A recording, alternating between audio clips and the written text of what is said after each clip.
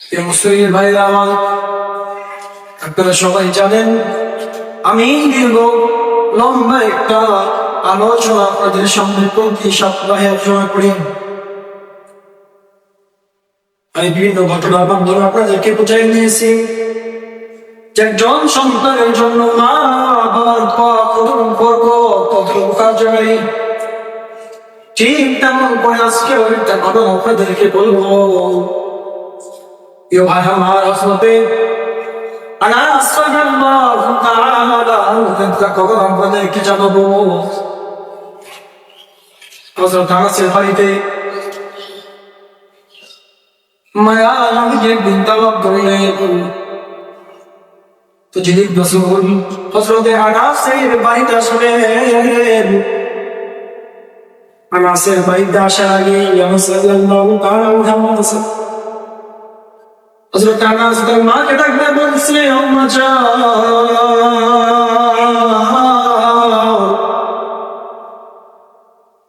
আমার বলতে বলে মায়া আসছে। আনাসের মা ডাকতে বলতেছে, কেমনে বুঝলা তোমার নবী আসতেছে? আনাস বলেন, মাগো, নবীর সঙ্গে থাকতে থাকতে আগে বলেনি, আমি আগেই বলছি, যদি কোনো ব্যক্তি আতর দিতে না সঙ্গে চলাফেরা করে তার শরীর আতরের গ্রাম হয়। আর কেরাসিনের দোকানে মালিক কিনে তার শরীর চলাফেরা করে কেরাসিনের বলবে। ঠিক তেমনি ভাবে তার মাকে ডাকতে বলেছে, মা সময় আসতেছে, ও মা তুমি দেখো আমার রাসূল পূর্ণিমার চাঁদের চেয়ে বেশি সুন্দর।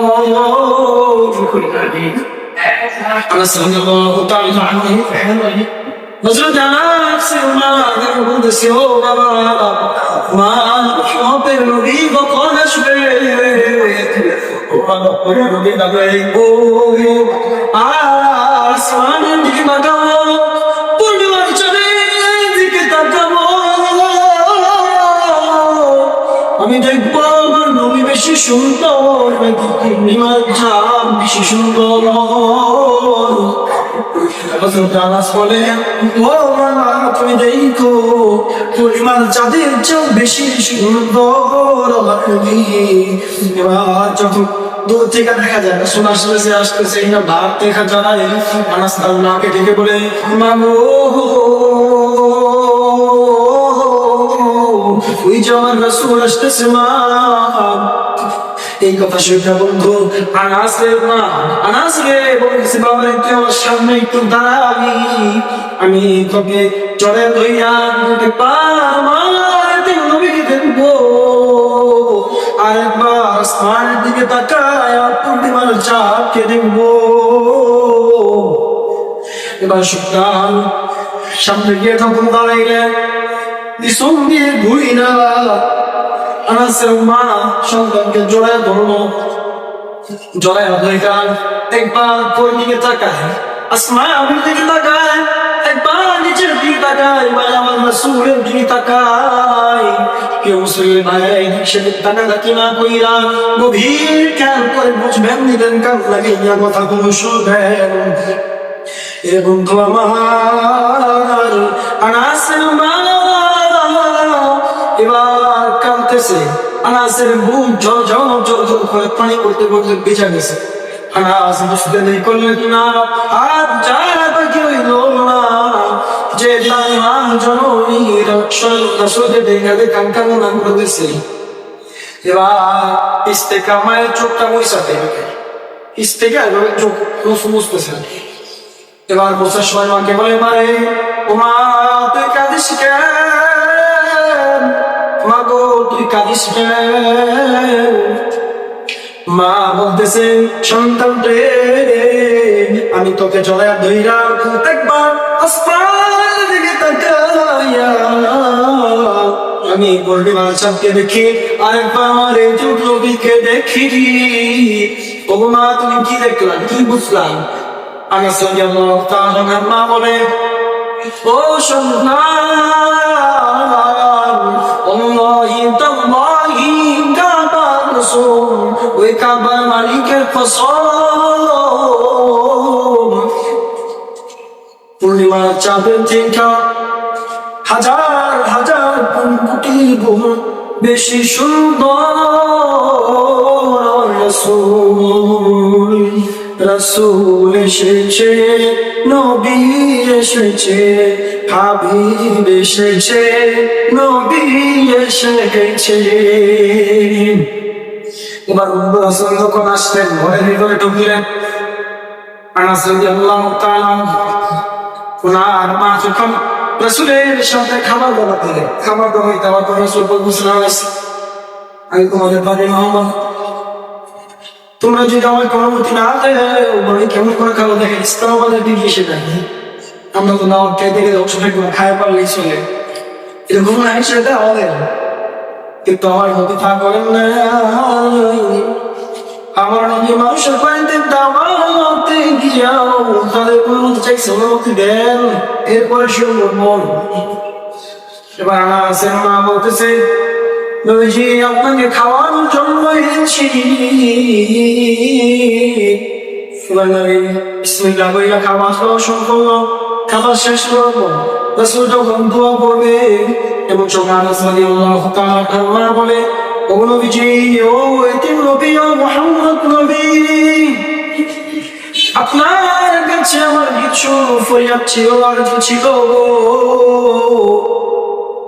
আনাস, আমার সন্তান আনাস মাঝে মাঝে টিকিয়ে খানা খাইতে পারে না, ক্ষুধার যন্ত্রণায় পেটের ভিতরে মাঝে মাঝে পাথর বাঁধে, চোখের নিচে কালো দাগ হয়ে যায়।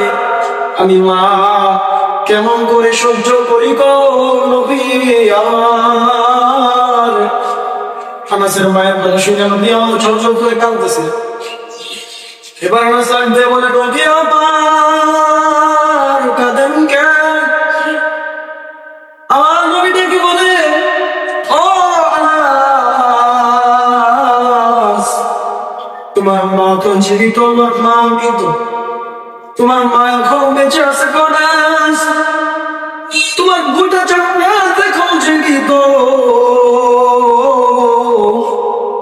তুমি খাবার কষ্ট করো, তোর পেটে পাথর বাঁধো, এটা তোমার মা সহ্য করবে না, এটাই তো স্বাভাবিক।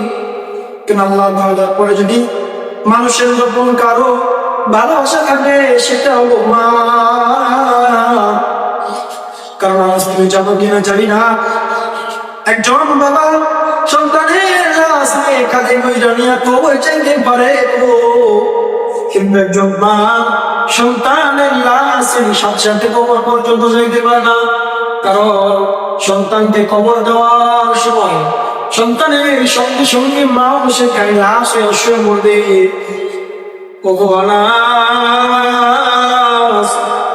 আজকে যদি আমার মা থাকতো,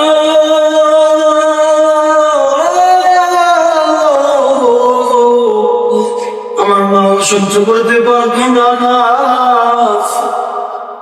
এই জন্য আমি কাঁদতে।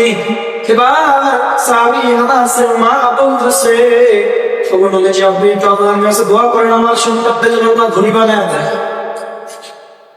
দুইবার এই কথা বলার পর আমার রহমতের নবী, আখির নবী, আমার এতিম নবী, রাহমাতাল লিল আলামিন আনাস রাদিয়াল্লাহু তাআলা আনহু বলতেছে, ও আনাস, আমি নবী কেন বলবো তুমি মা আমার জান্নাত জীবিত থাকতে? বলতেছে, আমি মা, ও মা, তুমি তোমার সন্তানের জন্য দোয়া করো, সাথে আপনি আমিন বলুন, আল্লাহ কবুল করবে। এবার আমার রাসূল দুইটা হাত পেয়ে আনাসের জন্য দোয়া করতেছে, বলতেছে, আল্লাহ আনাসকে তুমি ধনী বানায় দাও। মা আল্লাহ বলতেছে, আনাসকে ধনী বানায় দাও। রাসূল সাচ্চাই করতেছে, আল্লাহুম্মা আমিন। মা আবার বলে, আল্লাহ আমার সন্তানকে ধনী বানায় দাও। আল্লাহ রাসূল বলতেছে, আল্লাহুম্মা আমিন। আবার মা আবার বলতেছে, আল্লাহ আমার সন্তানকে ধনী বানায় দাও। আল্লাহ রাসূল বলেন, আল্লাহুম্মা আমিন।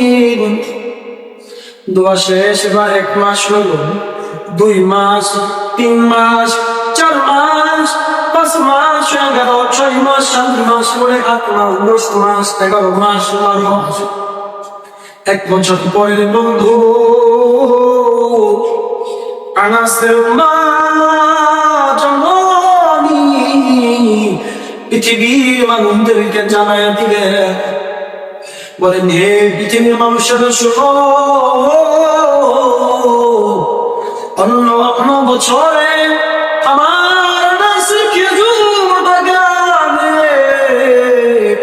বছরে একবার খেজুর হয়। আয় আল্লাহ রাসূলের আমি বলা করতে আমি মায়ের দোয়া কবুল হওয়ার কারণে আমার আনাসের খেজুর বাগানে এবার বছরে 2 বার ফল হয়ে আমার আনাস ধনী হয়ে গেছে। সুবহানাল্লাহ। এজন্য সন্তানের জন্য মায়ের দোয়া কতটুকু গুরুত্বপূর্ণ ভাই আজকের এই আলোচনা থেকে বোঝা যায়। আল্লাহ তাআলা আমাদেরকে পিতামাতার খেদমত আগে আমাকে, এরপর আমাদের সকলকে বেশি বেশি করার মতো তৌফিক দান করো। ওমা আলাইনা ইল্লাল বালাগ। আসসালামু আলাইকুম ওয়া রাহমাতুল্লাহি ওয়া বারাকাতুহু।